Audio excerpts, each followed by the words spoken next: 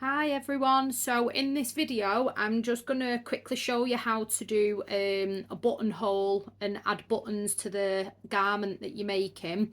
So I made a shirt previously and I've just not got round to putting the buttons on it.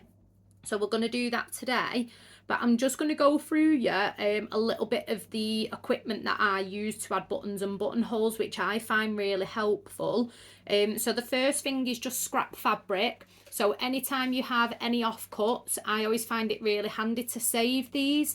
These are really good for practicing any kind of stitching on and your buttonholes on. What you don't want to do is spend hours making a shirt or a jacket or a skirt, and then you go to add your buttonholes and it all goes wrong and you could potentially damage the item that you're making. So really good, no matter how big or small, just always keep hold of your offcuts because they come in handy down the line.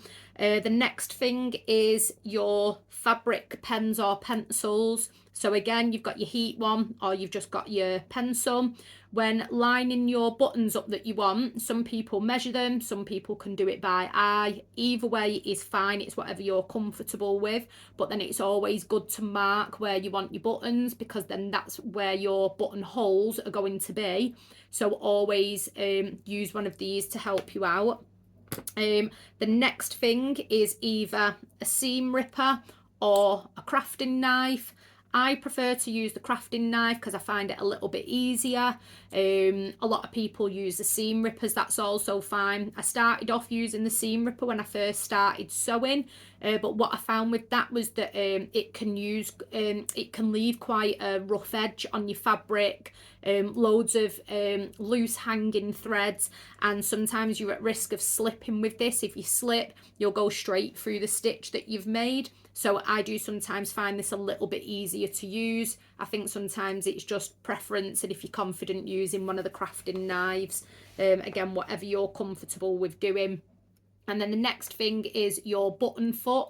So remember in one of my earlier videos I was telling you about all the different footers that you can use for your machine, like the overlocking foot and the straight stitching foot. And then this is just your buttonhole foot.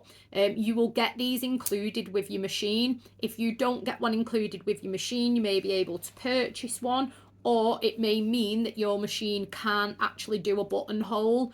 A little bit of advice that I would give you is that if you're new to sewing and you want to buy yourself a sewing machine, make sure that it does do the buttonholing on your machine. If it doesn't, obviously you're only going to be able to go so far with making your items of clothing, and then you're not going to be able to put the buttons on it.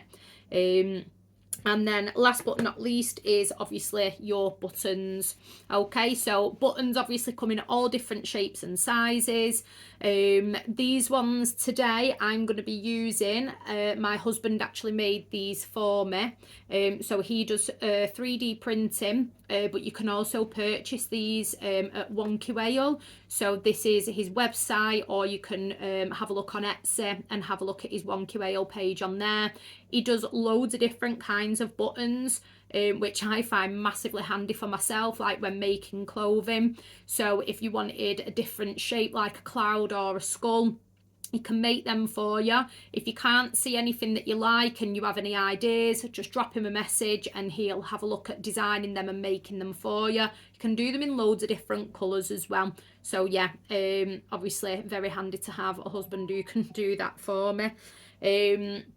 And then all you're going to do, you are going to add your button into your foot. Because these ones are quite big, I have to do mine sideways. Normally when you get a button, they're just round, so obviously you can just put it in any way that you want.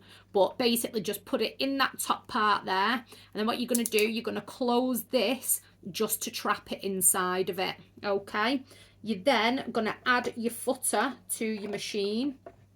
Might need to lift your lever up a little bit to put it in, slide it under, and then just drop it down. You don't need to thread your machine or anything like that. Obviously you've already threaded it from previously when you've been sewing.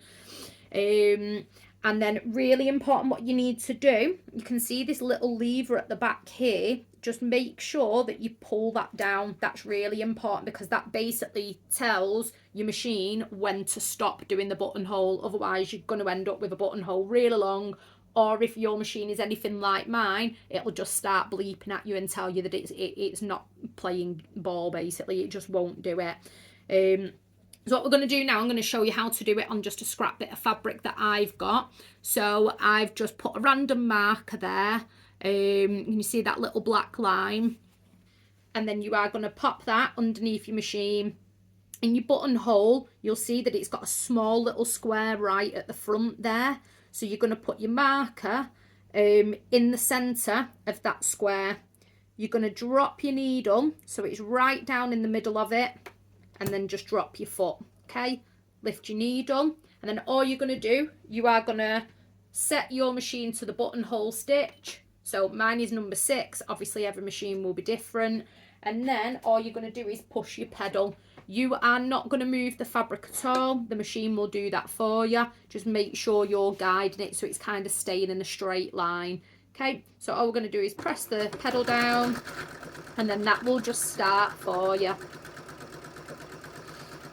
So if you watch that little lever at the back there, it'll keep going. And then as soon as it touches that part, it'll start coming back the other way. And that's what creates that nice rectangle for your buttonhole and for your button.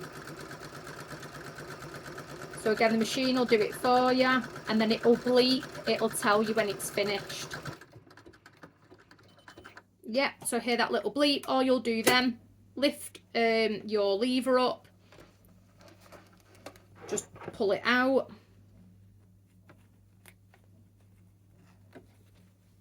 Snip your loose thread, and then you can see there that creates that buttonhole for you.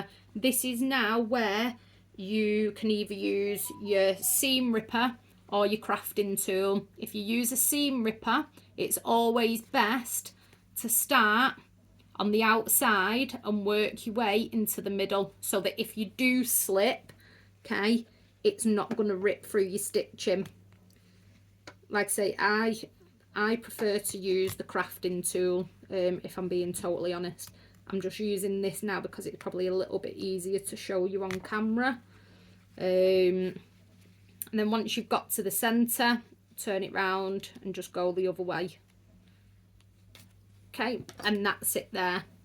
And that basically creates your buttonhole.